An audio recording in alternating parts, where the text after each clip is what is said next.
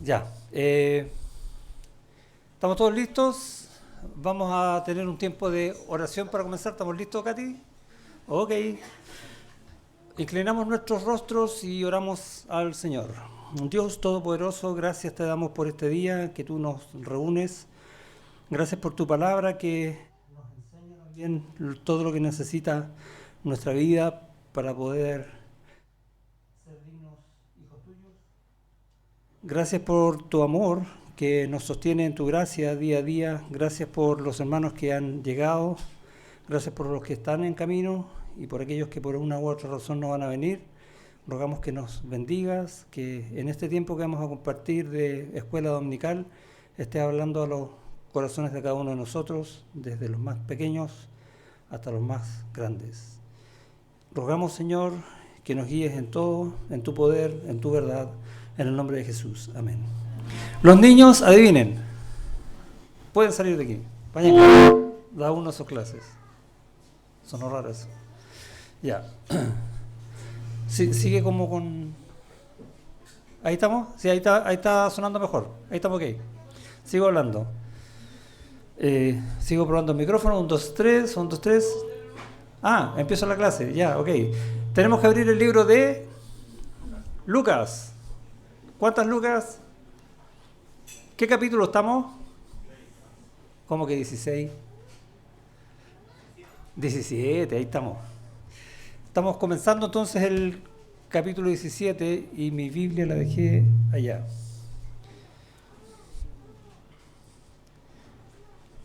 Estoy clarito yo con la... Ok.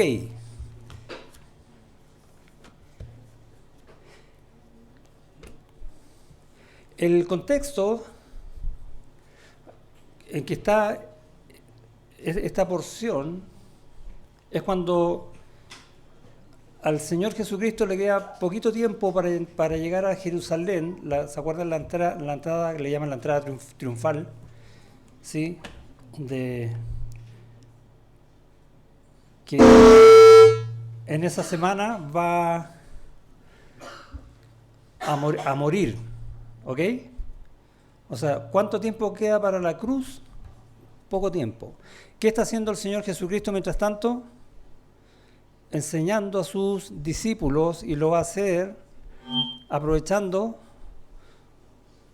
todo lo que ellos están viendo, en especial en este tiempo, y hemos estado viendo también cómo se comportaban los fariseos, la ley, ¿sí? Cómo ellos se ceñían por la ley, dejando fuera de la ley, fuera de la enseñanza al autor de la ley, que es Dios mismo, que es nuestro Señor Jesucristo. Y si comparamos ese tiempo con hoy día, ¿cómo estamos viviendo, o cómo está viviendo hoy día el mundo?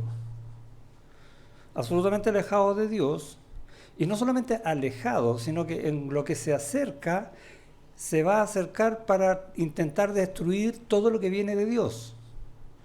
Y tenemos, por ejemplo, ideologías de género, ¿le suena, no? Todo este tema animalista, que lo que hacen es destruir todo lo que Dios creó, la familia, el matrimonio entre un hombre y una mujer, etcétera. Y son tiempos en algún grado violentos. Hay persecución, hay muerte de cristianos en el mundo.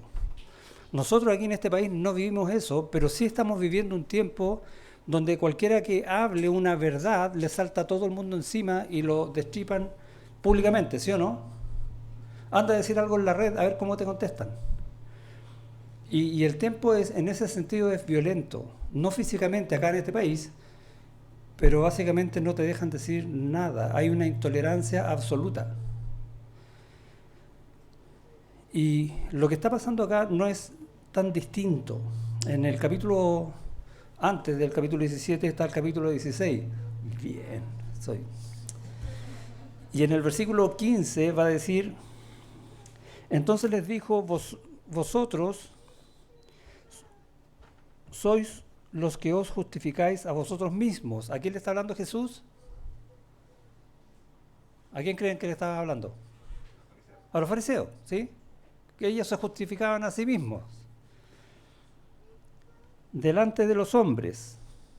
Esa es la clave. Solamente podían justificarse delante de los hombres y los hombres les creían. Mas Dios conoce vuestros corazones, porque lo que los hombres tienen por sublime delante de Dios es abominación. Y no es distinto a lo que está pasando hoy día, ¿sí? La ley y los profetas eran hasta Juan. Desde entonces el reino de Dios es anunciado y todos se esfuerzan por entrar en él, pero nadie puede por sus propios medios, esa es la idea. Desde entonces, dice, la ley y los profetas eran hasta Juan. Desde entonces el reino de Dios es anunciado. ¿Qué quiere decir el Señor con eso? Hasta Juan. ¿Qué pasó hasta Juan? Era la ley. Y de ahí en adelante, la cruz, la iglesia. Va a haber un cambio. Eso es lo que está anunciando el Señor y que ellos no ven. De hecho, los discípulos tampoco lo tienen tan claro. Y eso es lo que está enseñando. ¿Cómo debe ser la iglesia? A través de la enseñanza de los discípulos. ¿Ya? En Mateo 11,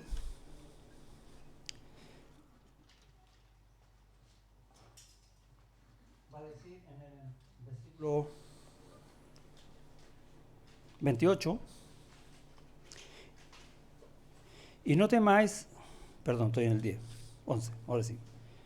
Venid a mí, ahí sí, todos los que estáis trabajados y cargados, y yo os haré descansar. ¿Se dan cuenta el cambio de enseñanza ahí? ¿Dónde está la ley? En Cristo, porque Él la va a pagar, Él la va a completar.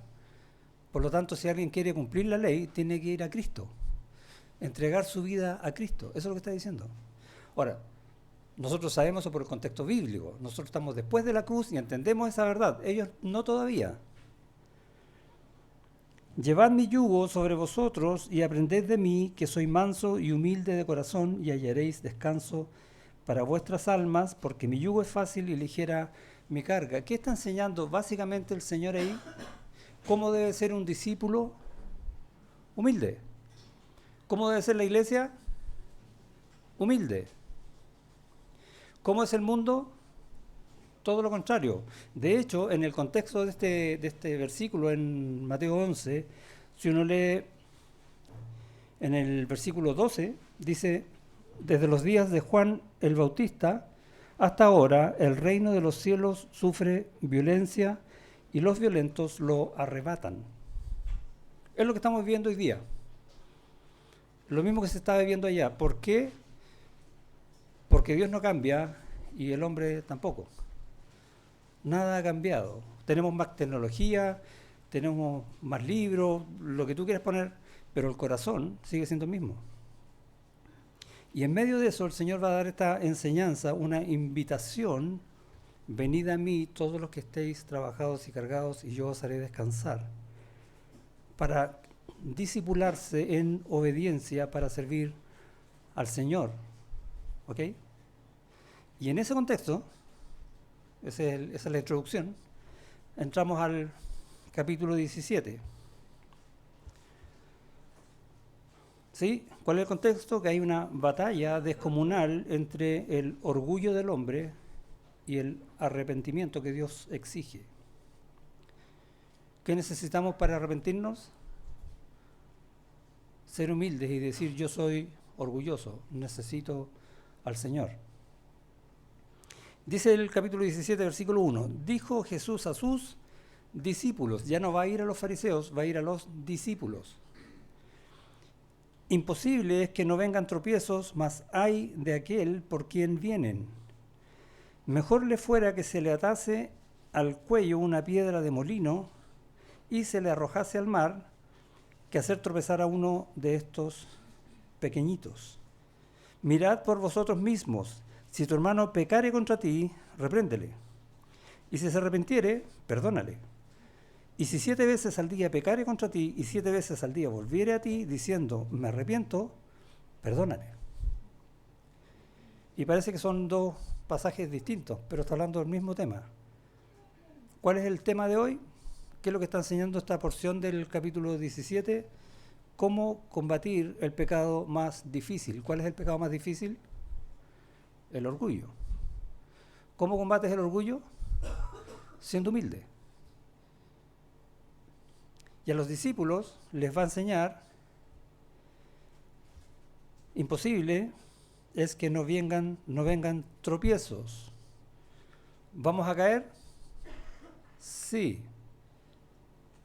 Es un dato, eso es lo que está diciendo. Es imposible que vivamos esta vida incólumes, sin pecado, porque tenemos un corazón que todavía peca. La diferencia está en que nosotros, que ahora estamos en Cristo, podemos elegir no pecar. ¿Sí? Pero pecamos. Imposible que no vengan tropiezos. Estamos en un mundo caído. El mundo está caído. Nosotros no podemos pretender que el mundo actúe como el Señor nos enseña a nosotros. La iglesia tiene que actuar según el carácter de Cristo, según su humildad, en este caso. El mundo no lo va a hacer porque está absolutamente caído. Y como el mundo está caído, también está lleno de trampas. Y nos va a hacer caer en esas trampas. ¿Ok? Y las trampas seducen. Como dice Santiago, ¿sí? ¿De dónde vienen nuestras tentaciones? Como dice 1 Juan capítulo 2, lo que ven nuestros ojos, la vanagloria de la vida, todas esas cosas nos seducen. Y el acto de seducción podríamos definirlo como cuando uno va a pescar y pone un anzuelo para que en ese anzuelo enganche al futuro pescado, ¿sí o no? ¿Pero qué ponen en el anzuelo para que el pescado se tiente? Una carnada. El pescado no ve el anzuelo, ve la carnada.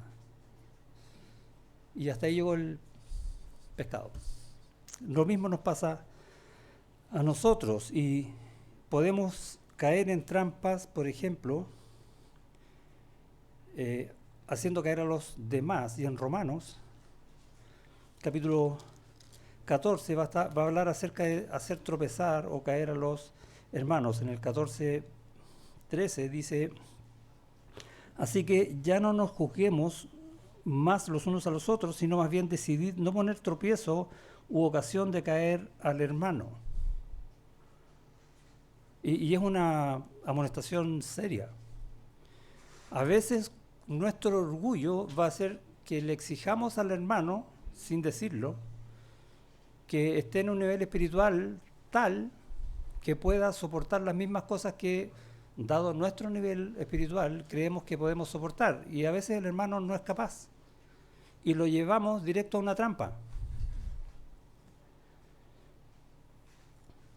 En este caso, en el capítulo 14, Pablo lo enseña a través de las comidas y de las bebidas. O podemos hacer caer, o podemos caer nosotros mismos, cuando no nos estimulamos a las bendiciones de Dios. ¿Se le ocurre algún versículo para eso, no? Hebreos capítulo 10, por ejemplo, que dice en el versículo 24: y considerémonos unos a otros. Cada vez que en el Nuevo Testamento dice unos a otros, es iglesia local, nosotros, ¿ya? Y considerémonos unos a otros para estimularnos al amor y a las buenas obras. Si en algo tenemos que estimularnos es al amor y a las buenas obras. ¿Cuáles son las buenas obras? Todas las que Dios ha puesto para que nosotros hagamos. Los propósitos de Dios en la iglesia, o sea, en cada uno de nosotros, todos juntos. No dejando de congregarnos, como algunos tienen por costumbre, sino exhortándonos, y tanto más cuando veis que aquel día se acerca. Cuando no hacemos eso, cuando hacemos lo contrario, no faltemos y no pasa nada. Oye, después el sermón lo puedes ver en el video, etcétera. Estamos estimulando a pecar. ¿Se dan cuenta que el mundo es engañoso y el corazón nuestro a veces también? La forma entonces de no caer en eso es ser humilde y decir, lo más probable es que si yo me encuentro en una situación donde puedo pecar o no pecar, lo más probable es que yo peque. ¿Por qué? Porque sigo siendo orgulloso en algún grado, aunque sea.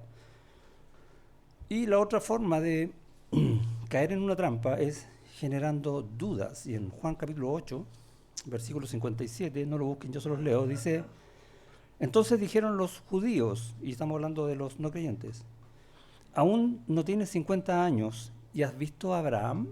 ¿Se acuerdan que Jesús dijo que Abraham había visto su día? ¿Y qué hicieron con eso? Ante todos los que escuchaban, sembraron la duda. Este no es. Este se cree que es, pero no es. Y a veces nosotros, con malas enseñanzas o por causa de nuestro orgullo, vamos a sembrar la duda en el corazón de un hermano. No nos vamos a dar ni cuenta, pero lo vamos a hacer.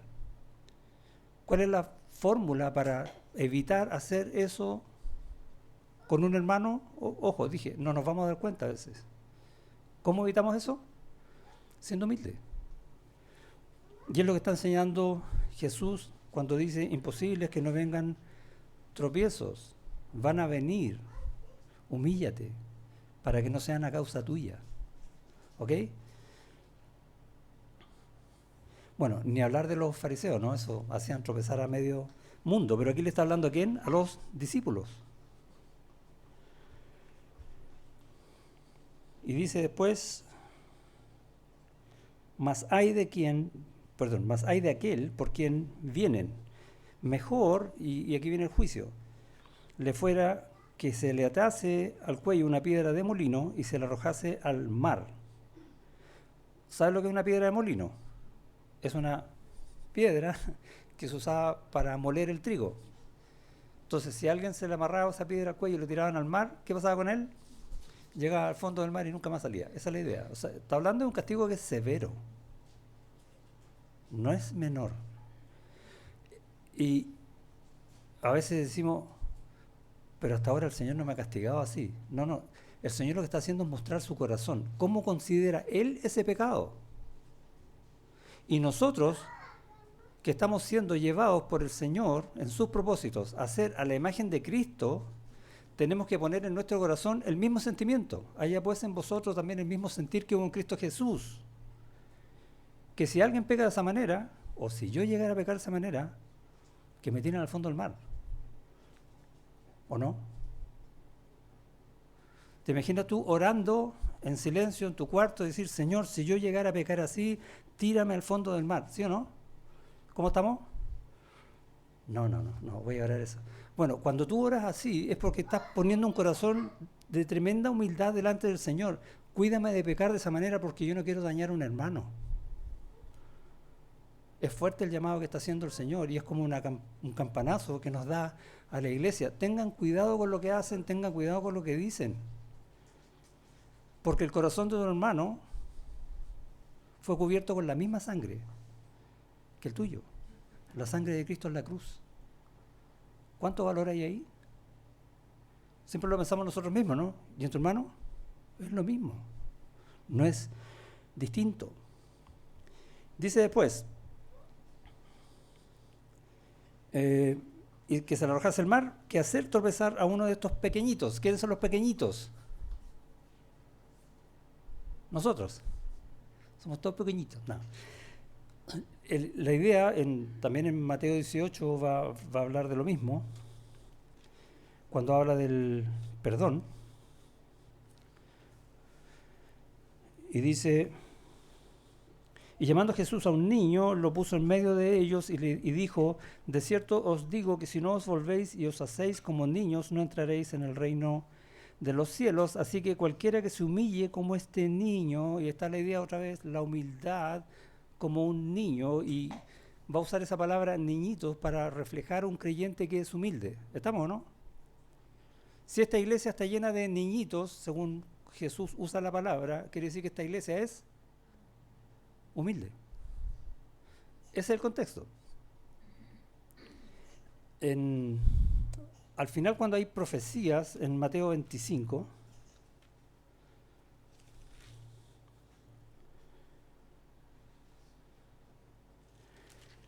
en versículo 31 dice: cuando el Hijo del Hombre venga en su gloria, está hablando de la segunda venida, y todos los santos ángeles con él, entonces se sentará en su trono de gloria. ¿Y para qué se va a sentar ahí? A juzgar. ¿Y cómo va a juzgar? Versículo 35, porque tuve hambre y... Perdón. Sí, también. Porque tuve hambre y me disteis de comer, tuve sed y me disteis de beber, fui forastero y me recogisteis, estuve desnudo y me cubristeis, enfermo y me visitasteis, en la cárcel y vinisteis a mí. Entonces los justos le responderán diciendo, Señor, ¿cuándo te vimos hambriento y te sustentamos, o sediento y te dimos de beber? Y él va a responder en el 40. Y respondiendo el rey les dirá, de cierto os digo que en cuanto lo hicisteis a uno de estos mis hermanos más pequeños, a mí lo hicisteis. Wow. ¿Entienden qué significa pequeñitos ahora, no? O sea, cuando yo les digo que tu hermano, en tu hermano, fue pagado el precio, el mismo precio que el Señor pagó por ti, el Señor lo dice aquí de otra manera. Lo que haces con tu hermano, a mí me lo haces. Y eso es lo que Él va a juzgar. Volvemos a Lucas 3. Mirad por vosotros mismos si tu hermano pecare contra ti. Y acá dice, aquí va a hablar otro tema, del perdón. ¿Este es un tema distinto? No, no es un tema distinto. Es otro ejemplo para ir en el mismo tema. Ahora, dice, mirad por vosotros mismos, es la idea, ojo, no miren como miran los fariseos, ¿ya? Sino que ustedes sean proclives a perdonar. Si hay algo en tu corazón enfrente de un pecado, lo primero que tú tienes que pensar es perdonar a quien pecó, pero no al punto de pasar por alto el pecado. No está diciendo eso. No es indulgencia, es justicia, en amor. El pecado es pecado, no se puede borrar, pero sí se puede perdonar. Y eso es lo que el llamado que está haciendo. Ahora, ¿quién es capaz de perdonar un pecado? Dios. ¿Sí? ¿Quién más? Todo aquel que tiene un corazón como el de Dios. O sea, venid a mí, ¿se acuerdan, no? Que soy humilde. Todo aquel que es humilde es capaz de perdonar, porque tiene el mismo sentir que hubo en Cristo Jesús. Y mirad por vosotros mismos, si tu hermano pecare contra ti, repréndele, y si se arrepintiere, perdónale.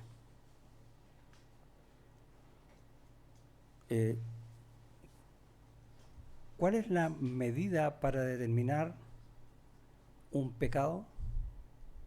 ¿Qué es pecado? Yo siempre le he dicho la definición más corta y más amplia al mismo tiempo. Pecado es hacer cualquier cosa independiente de Dios. ¿O no? ¿Nosotros somos de Cristo? ¿O no? ¿Sí? ¿Nosotros estamos en Cristo?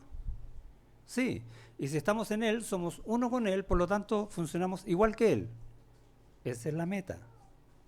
Ese es el propósito por el cual Él nos salvó. Por lo tanto, si nosotros hacemos cualquier cosa independiente de Él, separado de Él, ¿qué estamos haciendo? Pecado. Es simple la definición, pero es compleja al mismo tiempo.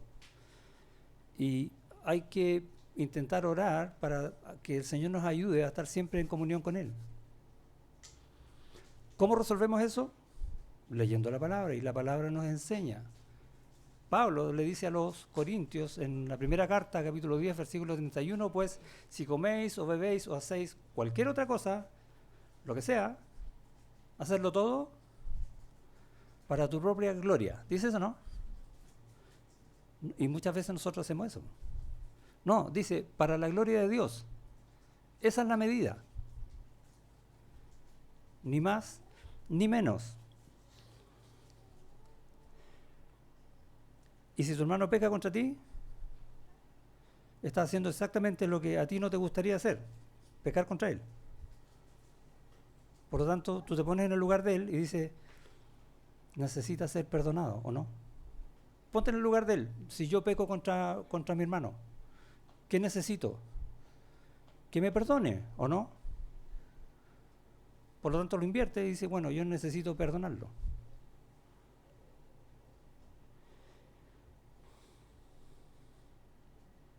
Y eso lo enseña Mateo 18. ¿Sí? Si tu hermano peca contra ti, ve tú y él solo, repréndelo. ¿Recuerda el texto? Vamos a ir allá porque hay cosas re interesantes, vamos a hacerlo rápido para que no se nos vaya el tiempo, en ese texto. Y es la primera vez que Jesucristo, antes de la iglesia, se refiere a la iglesia, ¿sí? De hecho, 2 capítulos antes, Él dice, yo edificaré mi iglesia. Y como el Señor nos conoce y sabe que somos pecadores y que vamos a pecar el uno contra el otro, dice allá en el 18:15, por tanto, si tu hermano peca contra ti, ve y repréndole, estando tú y él solos. Y si te oyere, has ganado a tu hermano. Ahora, ¿cuál es la idea de reprender? Y la idea de reprender es sacar a la luz el pecado. La idea es que aquel que pecó se dé cuenta que pecó y en qué pecó. ¿Sí? Y también contiene la idea de censurar ese pecado y que tiene una amonestación. Y la idea de amonestación es darle el valor que tiene ese pecado. Estás pecando también contra Dios, primeramente contra Dios, pero necesita ser restaurado. ¿Cuál es el objetivo de ese versículo?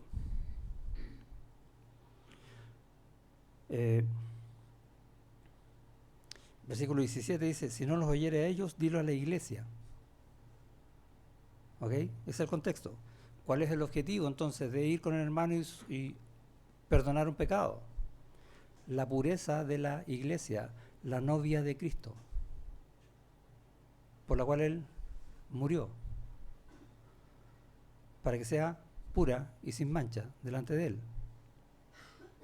¿A quién le encargó esa misión? A nosotros. Nosotros tenemos que resolver ese tema en humildad. No hay otra manera.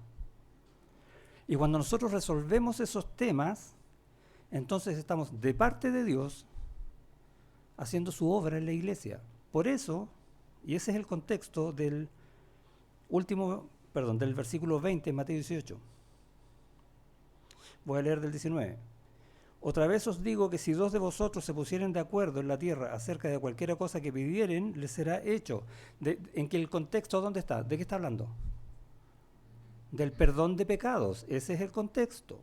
Si cualquiera de vosotros se pone de acuerdo en lo que han hecho, el perdón de pecados, darse cuenta que eso era pecado, toda la historia, les será hecho.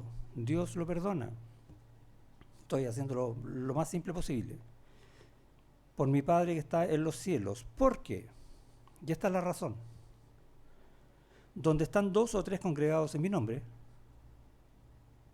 o dicho de otra manera, donde la iglesia se reúne a resolver estos asuntos. ¿Qué asunto? Pecados. Ahí estoy yo en medio de ellos. El Señor está obrando con nosotros y nosotros de parte de Él, dirigidos por el Espíritu Santo. Ese versículo que siempre se usa para decir, mira, ¿cuántos somos todos estos? El Señor está con nosotros, porque dice, donde estamos nosotros está en medio. No, está hablando de que se junten 2 o 3 y el Señor va a estar. Si tú estás solo, el Señor está contigo, ¿no? Entonces, ¿para qué sirve ese versículo? ¿Te das cuenta, no? Que lo malinterpretan. Ese versículo está dentro de un contexto. No es porque nos juntamos, es porque nosotros estamos actuando a nombre de Dios, haciendo la obra de Dios para santidad de su cuerpo, del cuerpo de Cristo, de la iglesia, para la pureza de la iglesia. A eso se refiere ese versículo. Volvemos a Lucas. Entonces, el objetivo del perdón, para lo cual se requiere humildad, es la pureza de la iglesia local. Por eso dice 2 o 3 congregados en mi nombre. Está hablando de iglesias locales. ¿Ok? ¿Y por qué está enseñando esto el Señor? ¿Que vienen unos días más? No ahora, en la Escritura. La cruz. ¿Y después de la cruz? La iglesia. ¿Es importante que lo enseñe? Absolutamente. Y eso es lo que se detiene a hacer aquí en el capítulo 17. Esto es importante para la iglesia. Es importante para nosotros. Dice, y si tu hermano si se arrepintiere, ¿qué tienes que hacer tú? Perdonarlo. ¿Por qué? En el caso que el pecado que el hermano haya cometido sea deliberado, lo hizo con su qué, buscando algo, premeditado, y se arrepiente, se da cuenta que estaba mal. ¿Debe ser perdonado? Totalmente. Pero requiere arrepentimiento. ¿Por qué? Porque el pecado fue premeditado. Si el pecado fuese involuntario, ¿sí? ¿Se le ocurre algún pecado involuntario, no? Hoy invitaron todo al cine y a mí no me invitaron nada, por ejemplo. Y me siento horrible, ¿no? El hermano tiene preferencia por algunos y a mí parece que me odia y empezamos a pasarnos rollo. Y lo más probable es que el hermano se lo olvidó nomás. Justo agarró una lista donde tú no estabas. Pensó que estaban todos. Estoy suponiendo, inventando el ejemplo, ¿no? ¿Pecó contra ti premeditadamente? No, fue involuntario. Y en ese caso, cuando es involuntario, como dice en Gálatas 6, si alguno fue sorprendido en algún pecado, ¿por qué sorprendido? Porque era involuntario. ¿Sí? Tenemos que ir y perdonarlo. ¿Cuándo? Antes de hablar con él. Oye, me dejó fuera, pero es involuntario. Yo lo perdono. Porque ese es el corazón del Señor.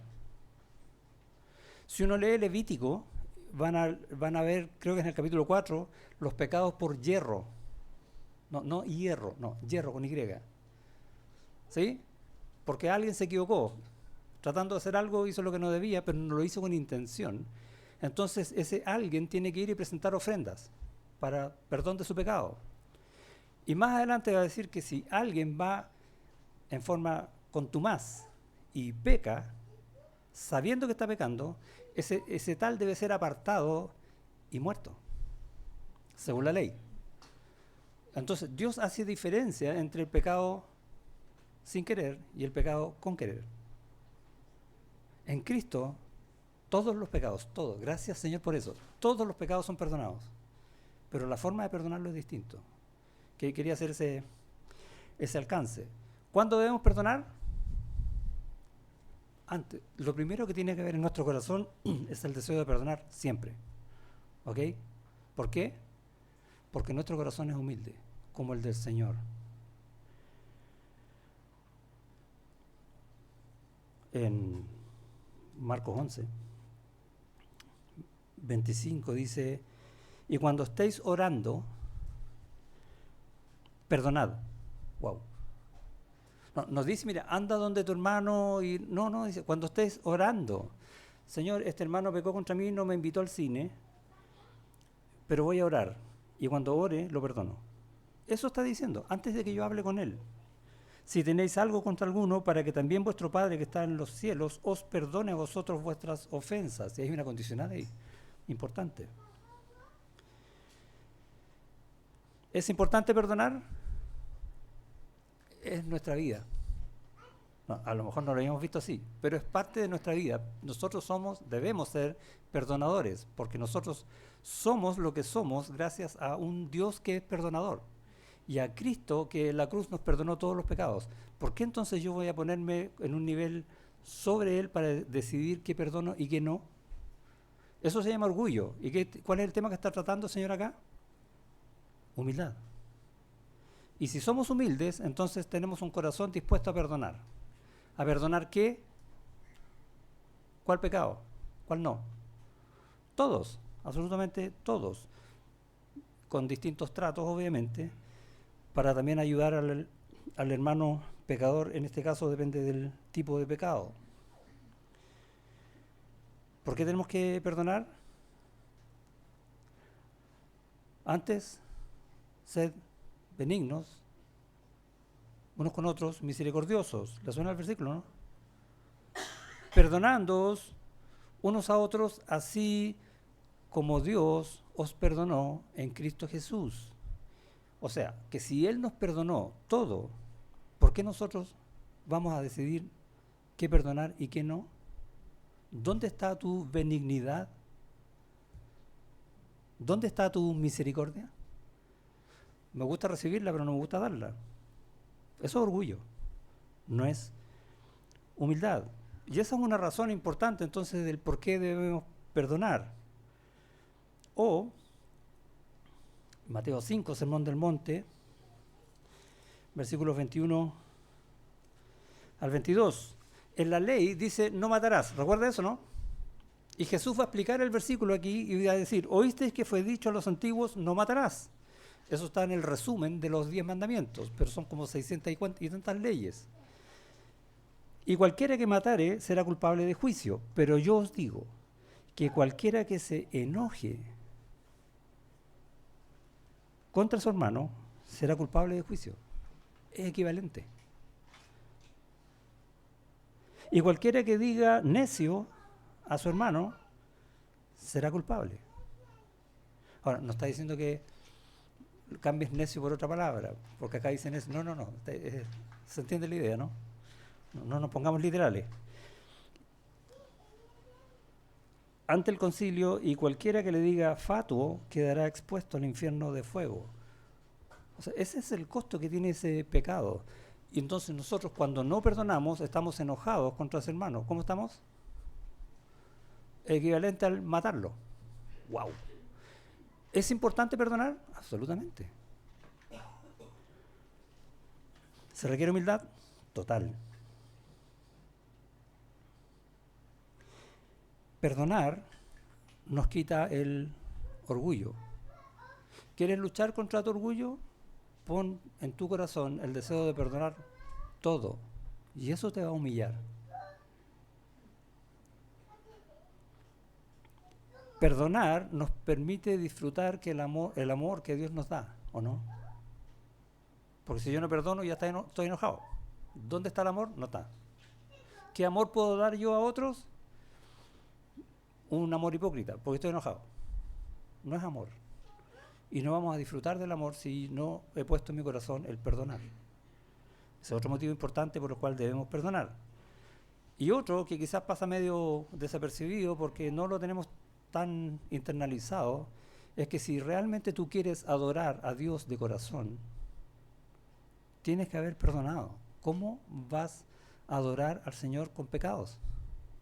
No puedes. Pero gracias al Señor que Él nos promete que si nosotros confesamos nuestros pecados, Él es fiel y justo para perdonar nuestros pecados y limpiarnos de toda maldad.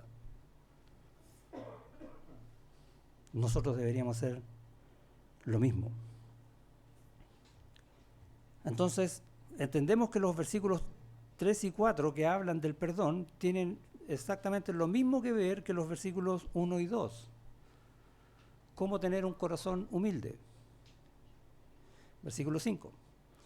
Dijeron los apóstoles al Señor, aumentanos la fe. Aquí está hablando de otro tema. No, está hablando del mismo tema. ¿Por qué dijeron eso los...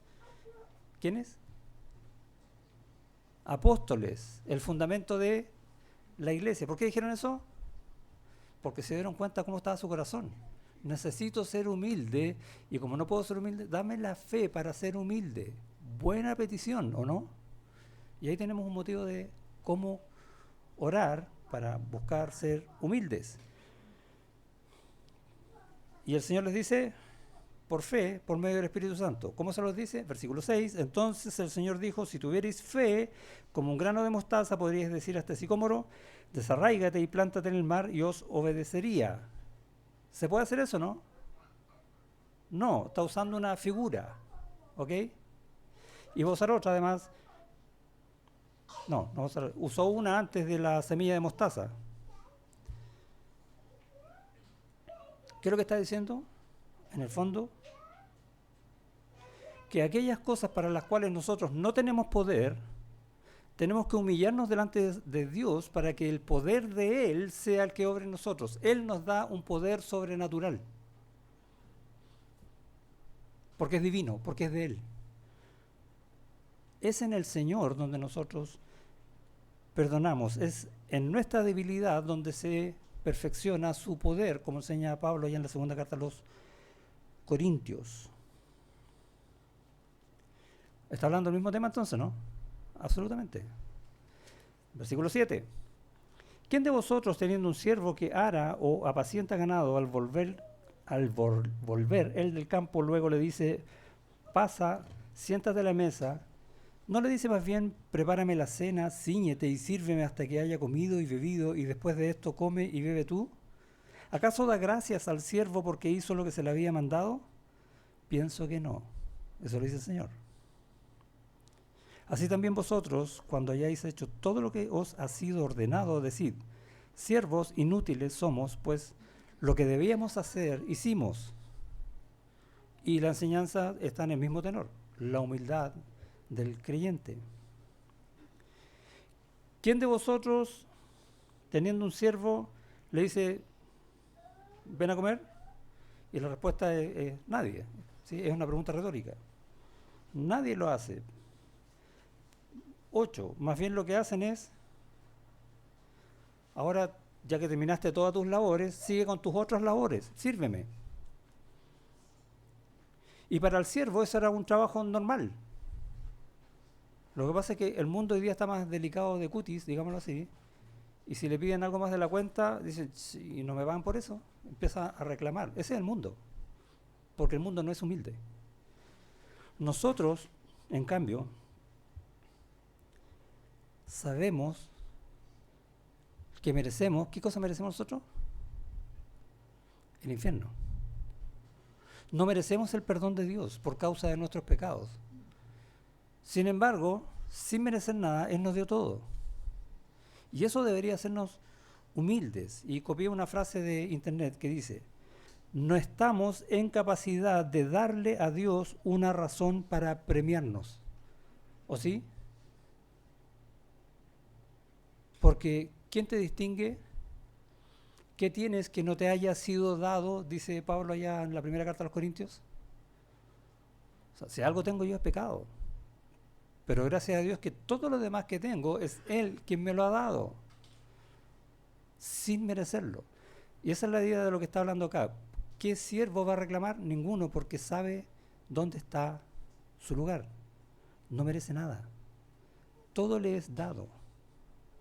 Por lo tanto, va a cumplir su función, va a servir en todo lo que tiene que servir. Y ese es el corazón de la iglesia, servir al Señor y a la iglesia en todo lo que tenga que servir, que enseña la palabra, las buenas obras. Los fariseos obviamente no tenían esa enseñanza. Más adelante en Lucas 20 va a decir, guardaos de los escribas que gustan andar con ropas largas y aman las salutaciones en las plazas y las primeras sillas en las sinagogas y los primeros asientos en las cenas. Nosotros no somos así, ¿no? ¿Quién se sentó primero? No. Nosotros preferimos usar el tiempo en servir al Señor. ¿Por qué? Porque somos sus siervos. Entendemos cuál es nuestro lugar en humildad. ¿Quién es suficiente? Pregunta Pablo en la segunda carta a los Corintios. Nadie, solo el Señor. Pero en el Señor nosotros podemos hacerlo todo.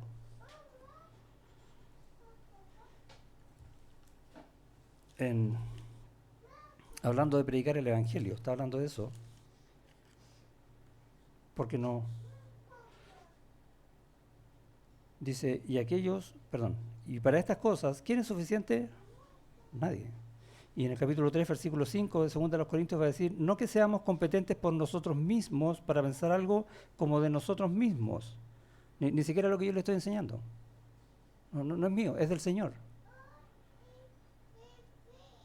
Sino que nuestra competencia proviene de Dios. Todo es de Él.